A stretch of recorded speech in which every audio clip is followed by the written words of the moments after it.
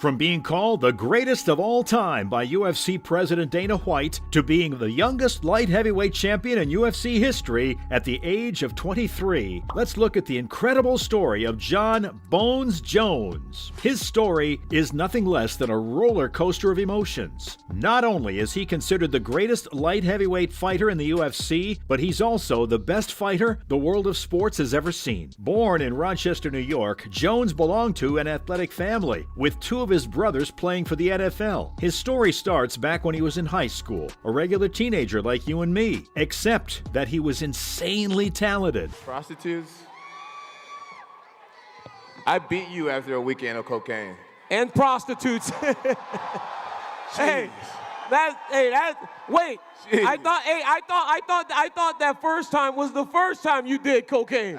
So wait. The New York-born began playing football as a defensive lineman, and his coach nicknamed him Bones because of his small frame, something that became his trademark name for the rest of his career. Jon then moved to wrestling and quickly realized that he was incredibly gifted. He was quick to win over his opponents due to his aggressive and fast-paced takedown style. Jones then emerged victorious in his state wrestling championship and went on to win the JUCO National Championship for wrestling. Even though his parents weren't supportive, he started to pursue an MMA career. Despite being so young, he was aware that he had the ability to become a world-class fighter. The light heavyweight champion was just 20 years old and seconds into his professional MMA career when he took down Brad Bernard with a dazzling suplex throw. It was the beginning of the end for Bernard and the commencement of something extraordinary for Jon. Bones then joined the USKBA, United States Kickboxing Association, and in just 3 months, he amassed a 6-0 record. The American was so impressive that he was offered a fight in the UFC, and this is how the jaw-dropping story of Jon Jones began. Well, Jon started his journey with the UFC. The American mixed martial artist made his professional debut at UFC 87 in April 2008 against Andre Gusmão. He won the match via unanimous decision, which gave him confidence that he could beat anyone. After his third straight win, he secured a new 4-fight contract with the UFC. On December 5, 2009, Jones had a match against Matt Hamill at the Ultimate Fighter heavyweight finale. Despite dominating Matt and dislocating his shoulder after a takedown, he was disqualified for the use of illegal elbows. This marked his first loss in UFC and is still his only loss in his 14-year career.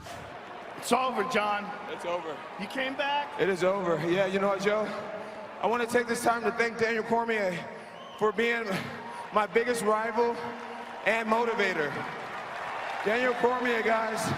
The decision to deem Hamill the winner is one of the most controversial ones in UFC history, with President Dana White criticizing the decision to the referee and still trying to get it overturned to this day. Bones went on to win a UFC title belt, defeating Shogun Rua, Quinton Jackson, and Lyoto the Dragon Machida. The Dragon did manage to rock Jones in the first round. In fact, it was the first time the world had seen Jon get hit hard, but Jones made a comeback in round 2 and became the reason for Machida's first loss of his career, just like with Jackson. Bones went on to have a record of 12-1 in the UFC and became the sport's biggest star. His match with Alexander "the Mauler" Gustafsson at UFC 165 was the toughest fight of his career, and also the greatest title fight the light heavyweight division of the UFC had ever seen. Ultimately, Jones turned out to be the winner, breaking the record for the most consecutive title defenses. But Jon's journey wasn't the smoothest of all. In fact, he became involved in some of the biggest controversies in sports history. Jones was involved in hit and run and drug abuse. The man obviously had issues outside the cage, whether it was criminal offenses or failed drug tests that led him to being suspended from the UFC indefinitely and stripped of his title due to doping violations and a hit-and-run accident in which he fled away from the site that left a pregnant woman with a broken arm. He was kept off the game and had to spend time in rehab. The 35-year-old talked about his experience with with all this controversy, saying that he felt he was invincible and nothing was going to stop him. He was on top of the UFC world and never had to go through any adversity, but he owned up to his mistakes and seemed like he was ready to move forward. Johnny returned to the UFC and adjusted to his new wealth and fame. After his return at UFC 232 in February 2020, John defeated Gustafsson in the third round, defending his title and once again proving that he was the light heavyweight champion at UFC. In fact, after making his debut in the heavyweight division after 3 years out of the octagon, he went on to defeat Cyril Gane at UFC 285 to become a two-weight world champion. Since he returned, Jones was in a battle with Dana White and the UFC because he added a lot of value to UFC and he wanted to be paid accordingly.